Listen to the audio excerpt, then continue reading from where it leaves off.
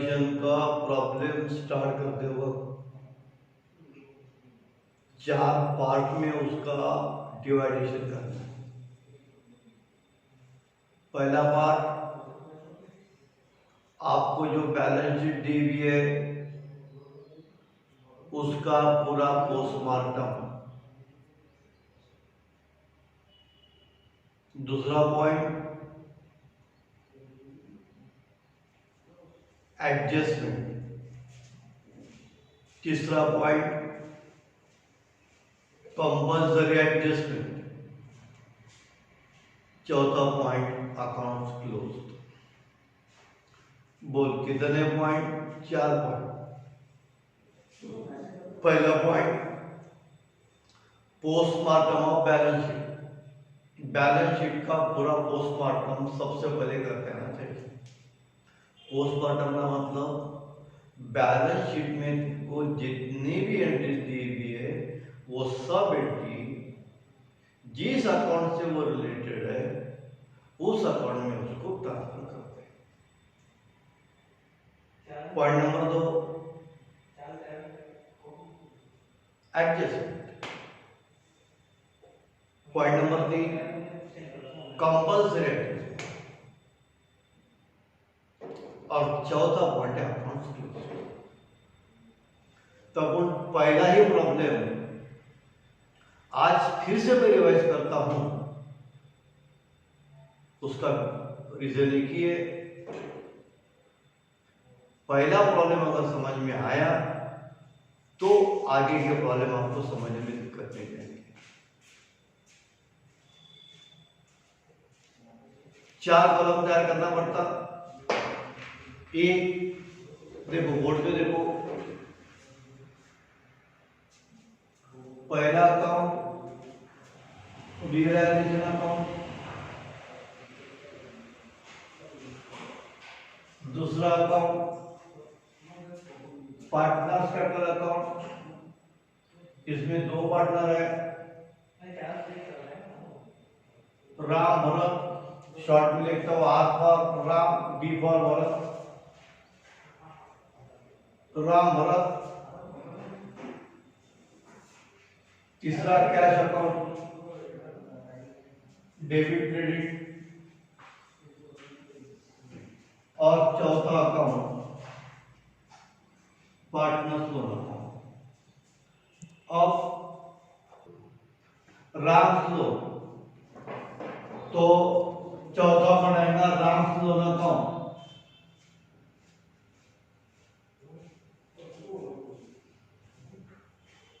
सबसे पहला point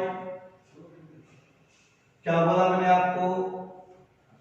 postmortem of balance sheet. Postmortem of balance sheet करने के लिए ख्याल करो, पहला point opening balance.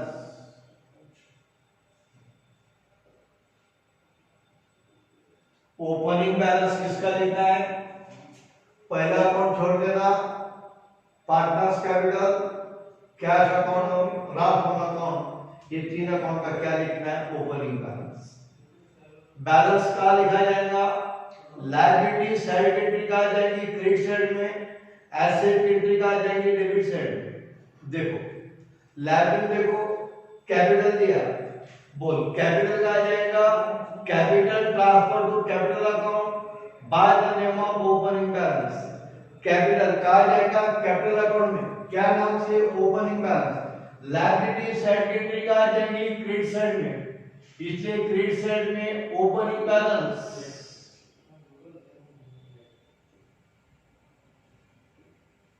Opening balance है 30,000 20,000, 30,000 20,000। उसके बाद में देखो लाइब्रेरी में राम फ्लोर का आ जाएगा राम फ्लोर अकाउंट में, कौन से साइड में? क्रेडिट साइड में।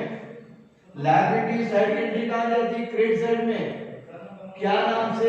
Opening balance.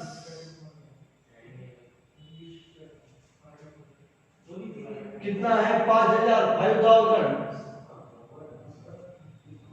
उसके बाद में एसेट में देखो आपको दिया cash, cash transfer to cash account, cash का यानी कैश अकाउंट में cash transfer to cash account by the name of opening balance, ये कैश अकाउंट एसेट साइड की एंट्री आ जाएगी डेबिट साइड में, कैश अकाउंट के डेबिट में ओपनिंग बैलेंस।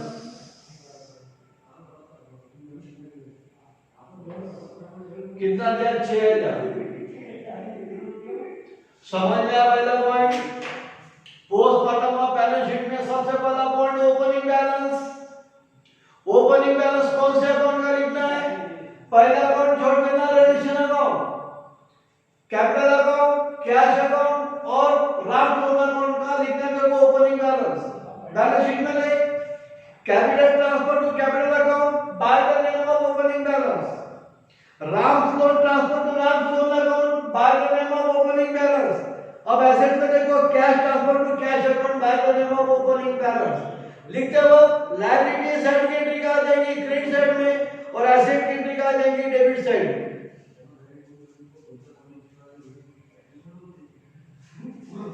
उसके बाद में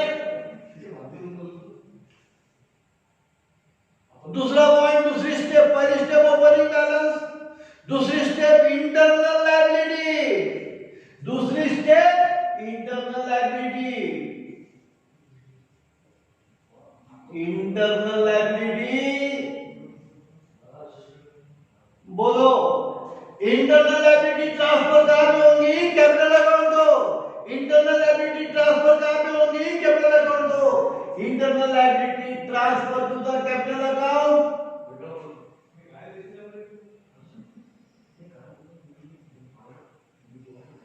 अब इंटरनल लायबिलिटी में कितनी एंट्री है? 4 एंट्री है। कितनी एंट्री है? 4 एंट्री कौन सा? पहली entry capital, number 2 any reserve और any fund, number 3 profit and loss account liability side, number 4 profit and loss account asset side. बोल इंटरनल लायबिलिटी में कितने एंट्री है? 4 एंट्री है। कौन कौन से? कौन कौन सी 4 एंट्री? पहली entry capital, any reserve any fund, profit and loss account liability side, profit and loss account asset side. इसमें का कैपिटल कर दिया क्योंकि कैपिटल ट्रांसफर हो गया। अब बैलेंस शीट में देख, profit and loss account liability में दिया गया? नहीं दिया। Profit and loss account liability side भी नहीं है। Profit and loss account asset side है क्या? हो। और एनी रिजर्व फंड। अबे इंटरनल लायबिलिटी ट्रांसफर कहां पे होंगी? कैपिटल अकाउंट को। देख लायबिलिटी में देखो रिजर्व फंड ट्रांसफर कहां करना है? कैपिटल अकाउंट को। लायबिलिटी साइड की एंट्री कहां जाएगी? क्रेडिट साइड में। रिजर्व फंड अकाउंट,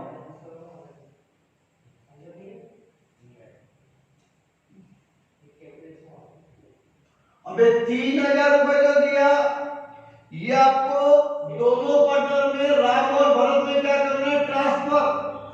इसका रेशियो आपको दिया है 3:2। याद कर 3 और 2 पार्ट, 3/5, 2/5। 3/5 का मतलब 6/10, 2/5 का मतलब 4/10। 6/10, 4/10। देख कैलकुलेशन कैसा करना? 10 पे का 1 जीरो कैंसिल, 10 पे का 1 जीरो कैंसिल, 3000 का 1 जीरो कैंसिल, 10 पे का 1 जीरो कैंसिल, 10 पे का 1 zero cancel, 3000 zero cancel. 37 18, 1800, 4 3 12, 1200।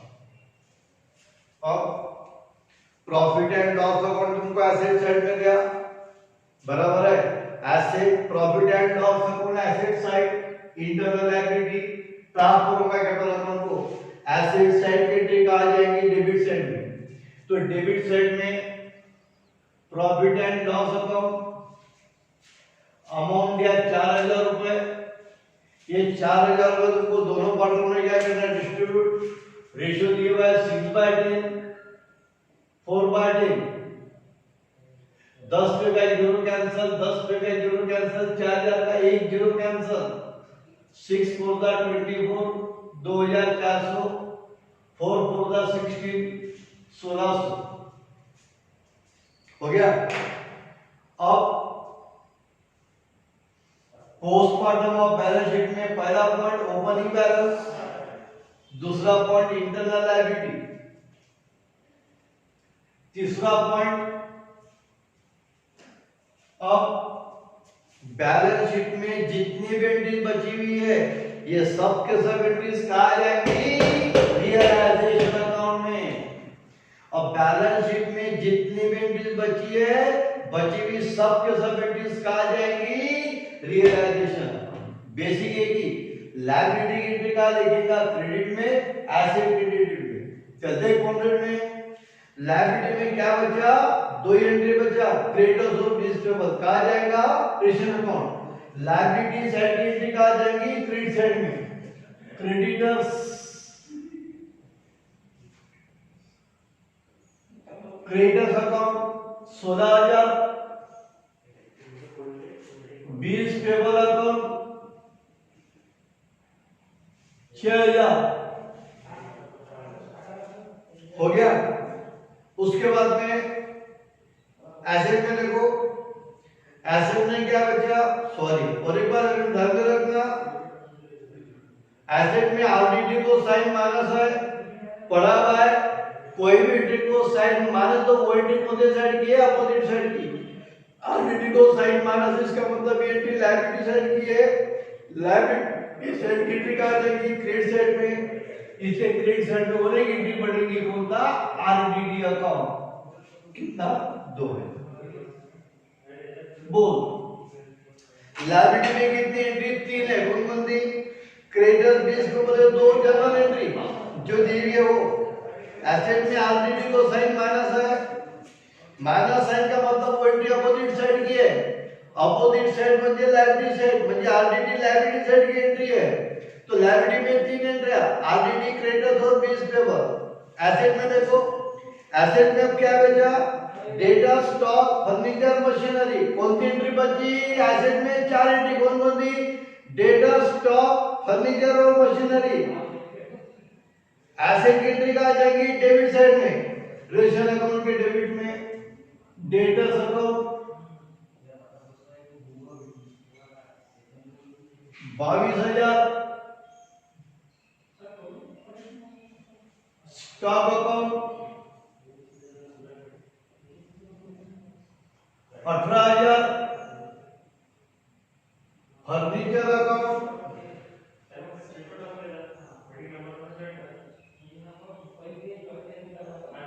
22,000, machinery account 10,000। ये क्या, पहला स्ट्रोक पूरे बैलेंस शीट का पोस्टमार्टम। बोल बैलेंस शीट का पोस्टमार्टम करते वक्त 3 step. Step 1 opening balance, step number 2 internal liability जो सबसे इंपॉर्टेंट चीज है, step number 3 remaining all the entries transfer to the realisation. ये हो गया डिसोल्यूशन का पहला पार्ट। सेकंड पार्ट में क्या करना है, एडजस्टमेंट। क्या करना है, एडजस्टमेंट। चलते एडजस्टमेंट करते वक्त तेरे को कौन सी बातें ध्यान में चाहिए, एडजस्टमेंट करते वक्त कौन कौन सी बातें तेरे ध्यान में चाहिए। पहला पॉइंट, कोई भी लायबिलिटी को दिया होगा तो उसका क्या करेगा तू, पेमेंट। कोई भी एसेट अगर तेरे को दिया होगा तो एसेट से क्या होता, कैश कम्स इन। रहेंगे 2 पॉइंट में, लायबिलिटी का क्या करेगा तू, पेमेंट नहीं करेगा। अबे लायबिलिटी है, लायबिलिटी पूरी करने के लिए उसका पेमेंट नहीं करना पड़ेगा। कोई भी एसेट तेरे को दिया तो फर्म बंद हो रही, एसेट बेच के पैसे वसूल करेगा, इसलिए एसेट से क्या होगा, कैश कम्स इन। तीसरा पॉइंट ख्याल रखना, cash comes in cash account debit, cash comes in cash account debit, बाद में cash goes out cash account credit. रहिए 4 पॉइंट। लायबिलिटी का क्या रहेगा, पेमेंट। एसेट से क्या होगा, cash comes in cash account debit का, cash goes out cash account credit का। अब 2 पॉइंट सबसे इंपॉर्टेंट,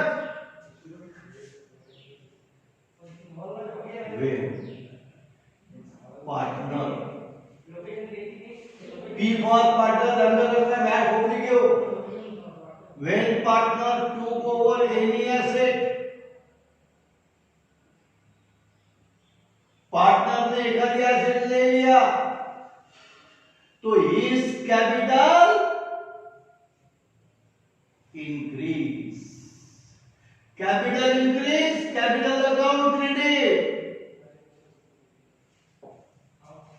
और 6वां point, when partner took over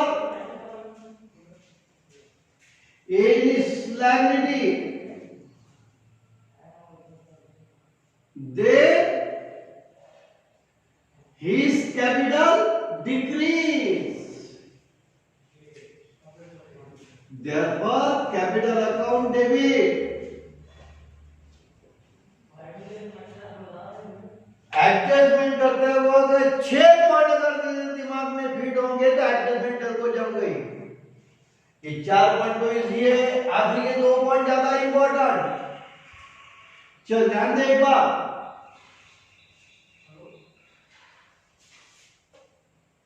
adjustment start करने के लिए 6 दिन करने होना। लायबिलिटी दी भी उसका पेमेंट ही करना है। एसेट दी भी, एसेट से कैश कम्स इन होगी, cash comes in cash account debit का, cash goes out cash account credit. अब एकाधे पार्टनर ने एकाधी एसेट अगर ले लिया तो उसका कैपिटल क्या होता है, डिक्रीज, कैपिटल अकाउंट डेबिट। एकाधे पार्टनर ने एकाधी लायबिलिटी ले लिया तो उसका कैपिटल क्या होता है, इंक्रीज, कैपिटल अकाउंट क्रेडिट। आखिरी के 2 पॉइंट, एकाधे पार्टनर ने एकाधी एसेट ले लिया तो उसका कैपिटल क्या होगा, डिक्रीज, कैपिटल अकाउंट डेबिट। एकाधे पार्टनर ने एकाधी लायबिलिटी ले लिया, इसका मतलब एकाधे लायबिलिटी का पेमेंट एकाधा पार्टनर कर रहा है, तो इसका मतलब उसका कैपिटल क्या होगा, इंक्रीज, कैपिटल अकाउंट क्रेडिट। देखो एडजस्टमेंट देखो पहले, the asset realised as under, stock से वसूल है 15,000, फर्नीचर से 20,000, मशीनरी से 9,000, डेटर से 18,000। बोल। अब एक बात ध्यान में रखना, एडजस्टमेंट कोई भी लो उसका सेकंड इफेक्ट कहां पे होगा, रियलाइजेशन अकाउंट पे होगा। बोल कौन सी बात, एडजस्टमेंट कोई भी लो उसका सेकंड इफेक्ट कहां पे होगा, रियलाइजेशन अकाउंट पे होगा। देख पहली एंट्री, the asset realised as under, asset realised as under का मतलब कंपनी ने एसेट बेच के पैसे वसूल किया। बोल, कंपनी ने एसेट बेचा, एसेट बेचने के बाद में, प्रॉपर्टी बेचने के बाद में what happen, cash comes in और goes out, comes in cash account debit. अरे कैश अकाउंट डेबिट तो रियलाइजेशन अकाउंट क्रेडिट की सेकंड इफेक्ट कहां पे होगा, अकाउंट पे, रियलाइजेशन अकाउंट क्रेडिट। अब वो रियलाइजेशन अकाउंट क्रेडिट हुआ, रियलाइजेशन अकाउंट के क्रेडिट में नाम किसका है, अपोजिट पार्टी का, इसलिए cash account AD1 underline dash. बोल क्या क्या, स्टॉक 15,000,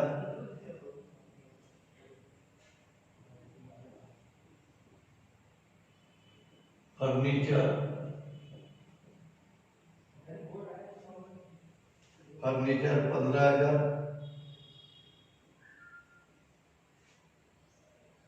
सॉरी फर्नीचर 20,000, मशीनरी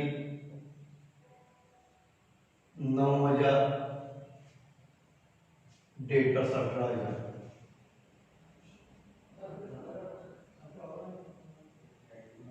इसकी टोटल मार्केट वैल्यू 0,0,0,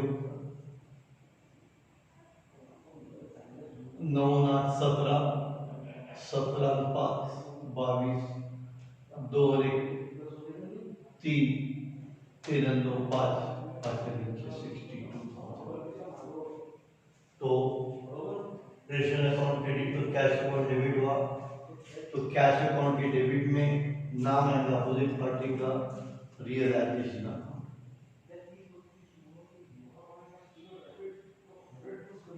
81,62,000। अब एक बात ध्यान में रखना, एंट्री साइड में करने के बाद में पहला इफेक्ट करना रेशन अकाउंट में, सेकंड इफेक्ट करना दूसरे अकाउंट में, ये बात ध्यान में रखना। पहले बारी कैश अकाउंट के डेबिट में लिखा गया, नहीं लिखा, पहले बारी एंट्री क्रेडिट में गया, बाद में एंट्री मारा कैश अकाउंट में, ध्यान में आएगा। ये तो करेगा गड़बड़ मैथ खोपड़ी के।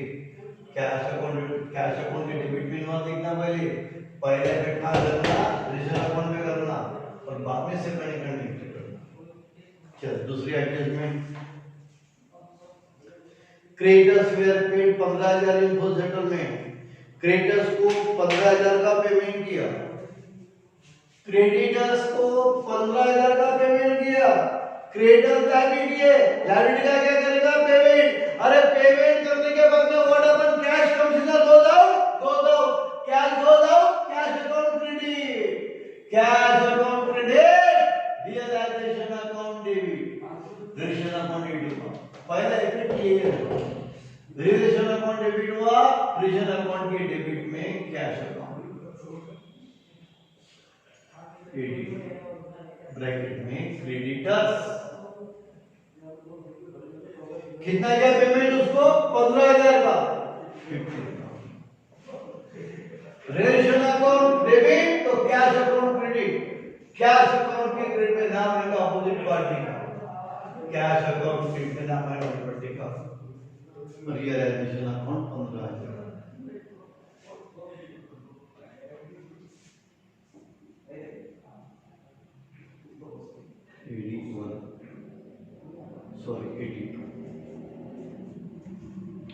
तीसरे adjustment, dissolution expenses amounted to 1,000, dissolution का एक्सपेंसेस 1,000 रुपए आया, डिसॉल्यूशन के काम में 1,000 रुपए खर्चा हो गए। अबे 1,000 रुपए खर्चा होने के बाद में कैश कम से न की गोदा 1,000 रुपए तेरे खर्चा हुए, डिसॉल्यूशन के काम में 1,000 रुपए तेरे खर्चा हुए, तो कैश कम से न goes out, cash goes out, cash account credit, cash account credit, realisation account debit, cash account credit, realisation account debit, realisation account debit हुआ, पहले इफेक्ट क्या करेगा, तो रियलाइजेशन अकाउंट के डेबिट में क्या आएगा, कैश अकाउंट एडीटी ब्रैकेट में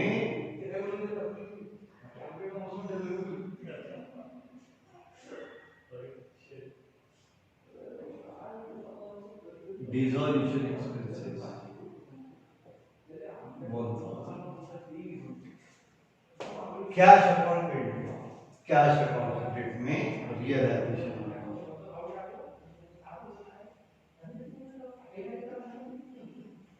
एडीटी 1,000। बाद में भरत एग्री टू पे 20 टेबल, भरत ने एग्री किया वो 20 टेबल का पेमेंट करेगा। 20 टेबल क्या है, लायबिलिटी है, पेमेंट खुद करना भरत, भरत कौन है, पार्टनर, याद कर। एकाधे पार्टनर ने एकाधे लायबिलिटी का पेमेंट किया, एकाधे पार्टनर ने एकाधे लायबिलिटी का पेमेंट किया, तो उसका कैपिटल क्या हो गया, increase, capital increase, capital account credit, capital account credit, realisation account debit, किसका कैपिटल, भारत का, क्योंकि एडजस्टमेंट का सेकंड डेबिट कहाँ पे होगा, स्पेशल अकाउंट डेबिट हुआ कि डेबिट में Bharat capital account,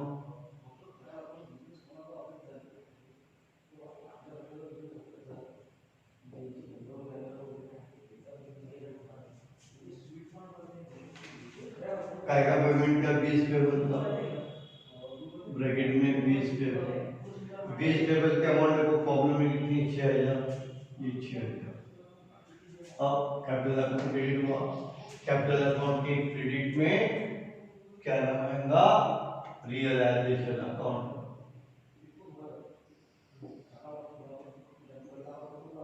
ED4। Bharat के कॉलम में कितना बेटा, 6000, राम के कॉलम में डैश, ये हो गया एडजस्टमेंट। स्टेप नंबर 3 सबसे important, compulsory adjustment. Compulsory adjustment में तेरे को दो बातें ध्यान में रखना है रे भाई। कंपल्सरी एडजस्टमेंट,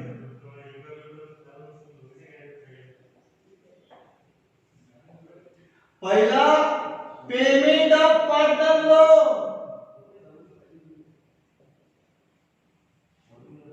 दूसरा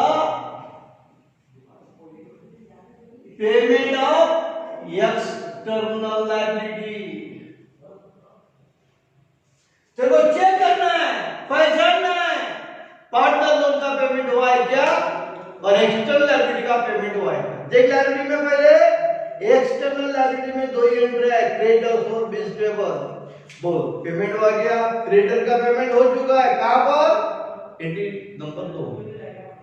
बिल्स पेबल का पेमेंट हुआ है 4 नंबर के एडजस्टमेंट में, मुझे एक्सटर्नल लायबिलिटी का पेमेंट हो गया, ये एंट्री नहीं हुई। पार्टनर से लोन लिया था, राम से लोन लिया था 5000 का, उसका पेमेंट हुआ है क्या, देख एडजस्टमेंट में 4 एडजस्टमेंट दिया, इसमें राम के लोन का पेमेंट हुआ है क्या, नहीं। इसका मतलब तेरे को पार्टनर के लोन का क्या करना है, पेमेंट। तो ये प्रॉब्लम में कंपल्सरी एडजस्टमेंट एक ही है, कौन सी, पेमेंट ऑफ पार्टनर लोन। अब ख्याल रखना, पेमेंट ऑफ पार्टनर लोन का एंट्री करते वक्त ये एक ऐसी एडजस्टमेंट है, इसका सेकंड इफेक्ट रियलाइजेशन अकाउंट पे नहीं होता। ये पहली एडजस्टमेंट है कौन सी, जिसका सेकंड इफेक्ट रियलाइजेशन अकाउंट पे नहीं होता। सोच, राम से लोन लिया था 5000 का, उसको पेमेंट करना है, पेमेंट करने के बाद what happen, cash comes in, goes out, cash goes out, cash account credit, cash account credit. तो पेमेंट का क्या किया, पार्टनर्स लोन का किया, इसने राम लोन अकाउंट डेबिट। देख ये ऐसी एडजस्टमेंट है, ये एडजस्टमेंट में रिलेशन अकाउंट डेबिट भी नहीं हुआ और रिलेशन अकाउंट क्रेडिट भी नहीं हुआ। अरे भाई तेरे दिमाग में समझ आ गया, चलो क्या है। अब देख कैश अकाउंट क्रेडिट हुआ, रिलेशन अकाउंट डेबिट हुआ, राम लोन अकाउंट डेबिट हुआ, राम लोन अकाउंट डेबिट में नाम आएगा अपोजिट पार्टी का, कैश अकाउंट लोन लिया था 5000 का, पेमेंट करेगा 5000, कंपल्सरी एडजस्टमेंट। अब कैश अकाउंट क्रेडिट हुआ, कैश अकाउंट क्रेडिट में Ram loan account, compulsory adjustment 5000। तो क्या प्रॉब्लम बोला, ठीक है दिमाग में प्रॉब्लम बोला, क्या अकाउंट क्लोज करना पड़ेगा, कितनी मिनट लगे भाई।